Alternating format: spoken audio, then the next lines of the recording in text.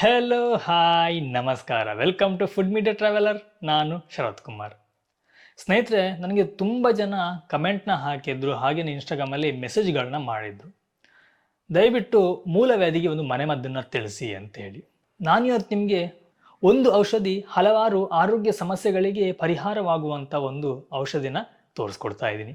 ಇತ್ತೀಚಿನ ದಿನಗಳಲ್ಲಿ ಈ ಮೂಲವ್ಯಾಧಿ ಅನ್ನೋದು ಸಾಮಾನ್ಯವಾದಂತಹ ಒಂದು ಆರೋಗ್ಯ ಸಮಸ್ಯೆ ಆಗಿದೆ. ಇದಕ್ಕೆ ದೊಡ್ಡೋರು ಚಿಕ್ಕೋರು ಅನ್ನೋದು ಯಾವುದೂ ಇಲ್ಲ.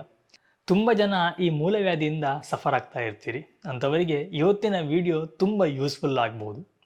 ಮೂಲವ್ಯಾಧಿಯನ್ನು ಗುಣಪಡಿಸುವಂಥ ಔಷಧಿಯನ್ನು ತಯಾರು ಮಾಡೋದು ಹೇಗೆ ತಿಳಿಸ್ಕೊಡ್ತೀನಿ. ಅದಕ್ಕಿಂತ ಮುಂಚೆ ನೀವಿನ ನಮ್ಮ ಚಾನಲ್ಗೆ ಹೊಸಬರಾಗಿದ್ದರೆ ದಯವಿಟ್ಟು ಸಬ್ಸ್ಕ್ರೈಬ್ ಮಾಡ್ಕೊಳ್ಳಿ, ಹಾಗೆಯೇ ಪಕ್ಕದಲ್ಲಿ ಬೆಲ್ ಐಕನ್ನ ಕ್ಲಿಕ್ ಮಾಡಿ ಆಲ್ ಆಪ್ಷನ್ನ ಸೆಲೆಕ್ಟ್ ಮಾಡ್ಕೊಂಡು ನಮ್ಮ ಇದೇ ರೀತಿ ಪ್ರತಿಯೊಂದು ವಿಡಿಯೋಗಳ ನೋಟಿಫಿಕೇಶನ್ ಪಡಿಬೋದು. ಹಾಗೆಯೇ ವಿಡಿಯೋ ಮಿಸ್ ಮಾಡಿದೆ ಮೊದಲು ನೀವು ನೋಡ್ಬೋದು.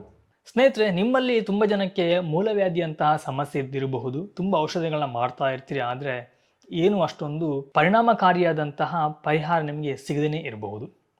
ಇವತ್ತು ನಾನು ನಿಮಗೆ ತುಂಬ ಈಸಿಯಾಗಿ ನಾವು ಮನೆಯಲ್ಲಿ ಸಿಗುವಂಥ ಕೇವಲ ಎರಡು ಐಟಮ್ನ ಉಪಯೋಗ ಮಾಡಿಕೊಂಡು ಎಫೆಕ್ಟಿವ್ ಆದಂತಹ ಒಂದು ಔಷಧಿನ ಮಾಡಿ ತೋರಿಸ್ತೀನಿ.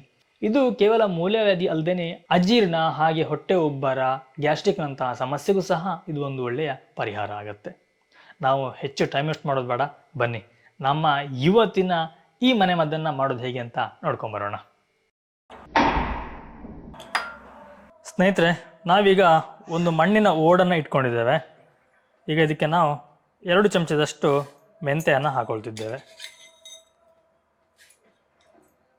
ಇದಕ್ಕೆ ನಾವು ಚೆನ್ನಾಗಿ ಹುರಿಬೇಕು. ನಿಮಗೆ ಹುರಿದಾಗ ಆ ಮೆಂತೆ ಒಂದು ಘಮ ಬರುತ್ತೆ. ಆ ಘಮ ಬರುವಷ್ಟು ಚೆನ್ನಾಗಿ ನೀವು ಇದನ್ನು ಹುರ್ಕೊಳ್ಳಿ. ಹಾಗೆಯೇ ಹೈ ಫ್ಲೇಮಲ್ಲಿಟ್ಟು ಹುರಿಬೇಡಿ, ತುಂಬ ಬೇಗನೆ ಸುಟ್ಟೋಗುತ್ತೆ. ಲೋ ಫ್ಲೇಮಲ್ಲಿಟ್ಟು ಚೆನ್ನಾಗಿ ಹುರಿಬೇಕು. ನಾವು ತಪ್ಪು ಮಾಡೋದೇನು ಅಂತಂದರೆ, ನಾವು ಹೆಚ್ಚಾಗಿ ಈ ಮನೆಮದ್ದುಗಳನ್ನೆಲ್ಲ ಮಾಡುವಾಗ ಅಲ್ಯೂಮಿನಿಯಮನ್ನು ಯೂಸ್ ಮಾಡ್ತೀವಿ. ನಾವಿವತ್ತು ಮಣ್ಣಿನ ಪಾತ್ರೆಯನ್ನು ಉಪಯೋಗ ಮಾಡ್ತಾ ಇದ್ದೀವಿ. ಈ ಮಣ್ಣಿನ ಪಾತ್ರೆ ಜೊತೆಗೆ ಮರದ ಚಮಚ ಇದ್ದರೆ ತುಂಬಾ ಒಳ್ಳೆಯದು. ಒಂದು ವೇಳೆ ನಿಮ್ಮ ಹತ್ರ ಮರದ ಚಮಚ ಇಲ್ಲ ಅಂತಂದರೆ, ಅಥವಾ ಮಣ್ಣಿನ ಪಾತ್ರೆ ಇಲ್ಲ ಅಂತಂದರೆ, ನಿಮಗೆ ನೆಕ್ಸ್ಟ್ ಆಪ್ಷನ್ ಬಂದೆ ಸ್ಟೀಲ್ನ ನೀವು ಉಪಯೋಗ ಮಾಡಿಕೊಂಡು ಈ ಮೆಂತೆಯನ್ನು ಹುರಿಯಬಹುದು. ಒಂದು ವೇಳೆ ನಿಮ್ಮ ಹತ್ರ ಸ್ಟೀಲ್ ಇಲ್ಲ ಅಂತಂದರೆ ದಯವಿಟ್ಟು ಅಲ್ಯೂಮಿನಿಯಮನ್ನು ಮಾತ್ರ ಉಪಯೋಗ ಮಾಡಲಿಕ್ಕೆ ಹೋಗಬೇಡಿ. ಯಾವುದೇ ಒಂದು ಮನೆಮದ್ದು ಮಾಡುವಾಗಲೂ ಹಾಗೆ ಅಲ್ಯೂಮಿನಿಯಮನ್ನು ಉಪಯೋಗ ಮಾಡಲೇಬಾರ್ದು. ಅಲ್ಯೂಮಿನಿಯಂ ಪಾತ್ರೆ ಹೀಟ್ ಆಗೋದ್ರಿಂದ ಅದರಲ್ಲಿ ಬರುವಂಥ ಕೆಮಿಕಲ್ ನಮ್ಮ ಈ ಮನೆಮದ್ದುಗಳಿಗೆ ಸೇರುತ್ತೆ, ಅಥವಾ ನಾವು ಸೇವಿಸುವಂಥ ಆಹಾರದ ಜೊತೆ ಸೇರಿ ನಮ್ಮ ದೇಹವನ್ನು ಸೇರುತ್ತೆ. ಇದರಿಂದ ನಮ್ಮ ದೇಹಕ್ಕೆ ನಾನಾ ಆರೋಗ್ಯ ಸಮಸ್ಯೆಗಳಿಗೂ ಸಹ ಕಾರಣವಾಗುತ್ತೆ. ನೋಡಿ, ಇದೀಗ ಚಟಪಟ ಅಂತೇಳಿ ಸಿಡಿತಾ ಉಂಟು, ಹಾಗೆ ಒಂದು ಘಮ ಸಹ ಬರ್ತಾ ಇದೆ. ಇಷ್ಟಾದರೆ ಸಾಕು. ನಾವೇನು ಗ್ಯಾಸ್ನ ಆಫ್ ಮಾಡುವ, ಇಲ್ಲಂತಂದರೆ ಅಡಿ ಹಿಡಿಯುತ್ತೆ ಮತ್ತು ಕಪ್ಪಾಗುತ್ತೆ. ಇದೀಗ ಇನ್ನೊಂದು ಸ್ಟೀಲ್ ಪಾತ್ರೆ ಹಾಕಿ ನಾವು ಸ್ವಲ್ಪ ತಣ್ಣಗಾಗಲಿಕ್ಕೆ ಬಿಡೋಣ. ತಣ್ಣಗಾದ ನಂತರ ಇದನ್ನು ಪುಡಿ ಮಾಡ್ಕೋಬೇಕು. ಇದೀಗ ತಣ್ಣಗಾಗಿದೆ. ಇದನ್ನು ನಾವು ಮಿಕ್ಸಿ ಜಾರಿಗೆ ಹಾಕಿ ರುಬ್ಬಬೇಕು. ಎಷ್ಟು ಸಾಧ್ಯ ಅಷ್ಟು ನೈಸಾಗಿ ಪುಡಿ ಮಾಡ್ಕೊಳ್ಳೋಣ. ಹಾಗೆಯೇ ಮಿಕ್ಸಿ ಜಾರು ಯಾವುದೇ ರೀತಿಯಲ್ಲಿ ನೀರಿನ ಅಂಶ ಇರಬಾರ್ದು, ಕ್ಲೀನಾಗಿ ಡ್ರೈ ಆಗಿ ಒಣಗಿಸಿದ್ದಿರಬೇಕು. ಸ್ನೇಹಿತರೆ, ಇಲ್ಲಿ ನೋಡಿ, ಇದೀಗ ನಮ್ಮ ಮಿಕ್ಸಿಯ ಬ್ಲೇಡಿಗೆ ಸಿಗ್ತಾ ಇಲ್ಲ ಕಾಳುಗಳು. ಒಂದು ವೇಳೆ ಇದೀಗ ಪೌಡ್ರ್ ಆಗಲಿಲ್ಲ ಅಂತಂದರೆ ನಾವು ಸ್ವಲ್ಪ ಜಾಸ್ತಿ ಮೆಂತೆಯನ್ನು ಹಾಕ್ಕೊಂಡು ಪುಡಿ ಮಾಡಬೇಕು. ಒಂದು ಇಲ್ಲ ಅಂತಂದರೆ ನೀವು ನಿಮ್ಮ ಹತ್ರ ಕುಟ್ಟುವಂಥ ಕಲ್ಲಿದ್ದರೆ ಆ ಕುಟ್ಟುವ ಕಲ್ಲಲ್ಲಿ ಸಹ ಪುಡಿ ಮಾಡ್ಕೋಬಹುದು. ನೋಡಿ, ಇದೀಗ ಪುಡಿಯಾಗಿದೆ. ನಾವು ಇಷ್ಟು ನೈಸಾಗಿ ಪುಡಿಯನ್ನು ಮಾಡ್ಕೊಂಡಿದ್ದೇವೆ. ನಿಮ್ಗೆ ಎಷ್ಟಾಗುತ್ತೋ ಅಷ್ಟು ನೈಸ್ ಮಾಡ್ಕೊಳ್ಳಿ. ನಾವಿಲ್ಲಿ ಸುಮಾರು ಅರ್ಧ ಸ್ಪೂನ್ನಷ್ಟು ತಗೊಂಡಿದ್ದೇವೆ. ಇದನ್ನೀಗ ಒಂದು ಬೌಲಿಗೆ ಹಾಕೊಳ್ತಿದ್ದೇವೆ.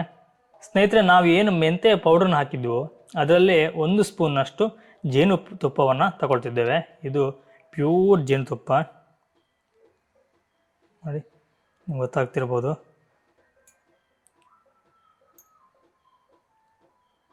ಇದನ್ನು ನಾವು ಚೆನ್ನಾಗಿ ಮಿಕ್ಸ್ ಮಾಡ್ಕೋಬೇಕು. ಜೇನುತುಪ್ಪ ಮತ್ತು ಮೆಂತೆಯ ಪುಡಿ ಕ್ಲೀನಾಗಿ ಮಿಕ್ಸ್ ಆಗೋ ತನಕ ಚೆನ್ನಾಗಿ ಮಿಕ್ಸ್ ಮಾಡ್ಕೊಳ್ಳಿ.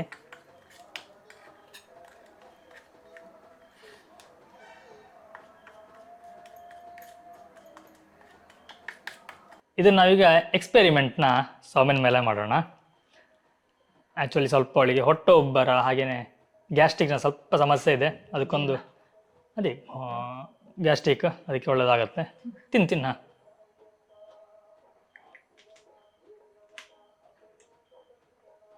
ಎಂತ ಕಹಿ ಉಂಟಾ? ಹಾಂ, ಕೈ ಉಂಟು, ಅದೇ ಫಸ್ಟಿಗೆ ಗೊತ್ತಾಗಲ್ಲ, ಲಾಸ್ಟ್ ಗೊತ್ತಾಗ್ಬೋದು. ತಿಂದ ಮೇಲೆ ಗೊತ್ತಾಗ್ಬೋದಲ್ಲ. ಈಗ ಫಸ್ಟ್ ಖುಷಿ ಆಗ್ತದೆ. ಈ ಮೆಂತೆ ಅನ್ನೋದು ಕೇವಲವಾಗಿ ಹೊಟ್ಟೆ ಉಬ್ಬರ ಅಥವಾ ಮೂಲವ್ಯಾಧಿ ಅಜೀರ್ಣಕ್ಕಲ್ದೇನೆ ಹೆಣ್ಣು ಮಕ್ಕಳಿಗೆ ತುಂಬ ಅಂದ್ರೆ ತುಂಬಾನೇ ಒಳ್ಳೆಯದು. ಈ ಮಂತ್ಲಿ ಏನು ಪೀರಿಯಡ್ಸ್ ಟೈಮಲ್ಲಿ ಹೊಟ್ಟೆನೋ ಬರುತ್ತಲ್ಲ ಅದಕ್ಕೆಲ್ಲ ತುಂಬಾ ಒಳ್ಳೇದು ಇದು. ನನಗೆ ಜಾಸ್ತಿ ಉಂಟು ಆ ಸಮಸ್ಯೆ, ಅದಕ್ಕೋಸ್ಕರ ನಾವು ಮೆಂತೆ ಹುಡಿ ಮಾಡಿ ಇಡ್ತೀವಿ ಉಡ್ದು, ಯಾಕಂದ್ರೆ ಅದ್ರ ಕಷಾಯ ಕುಡಿದ್ರೆ ಬೇಗ ರಿಕವರ್ ಆಗ್ತದೆ. ಮತ್ತೆ ಮೆಂತೆಯಲ್ಲಿ ತುಂಬಾ ರೀತಿಯ ಮದ್ದು ಅಥವಾ ಲೇಹ ತರ ಮಾಡ್ಕೋಬಹುದು. ನೆಕ್ಸ್ಟ್ ಮುಂದಿನ ವಿಡಿಯೋಗಳಲ್ಲಿ ಖಂಡಿತ ತೋರಿಸ್ತೀವಿ, ಯಾಕಂದ್ರೆ ದೊಡ್ಡವರ ಫಸ್ಟ್ ಹೇಗೆ ಹೇಳ್ತಾರೆ ಮದುಮಗಳು ಅಂತ ಹೇಳ್ತಾರೆ ನಮ್ಮ ಇದರಲ್ಲಿ. ಮದುಮಗಳು ಅಂತಂದ್ರೆ ಫಸ್ಟ್ ಪೀರಿಯಡ್ ಆಗುವ ದೊಡ್ಡವರಾಗೋದು. ಎಸ್, ಅದೇ.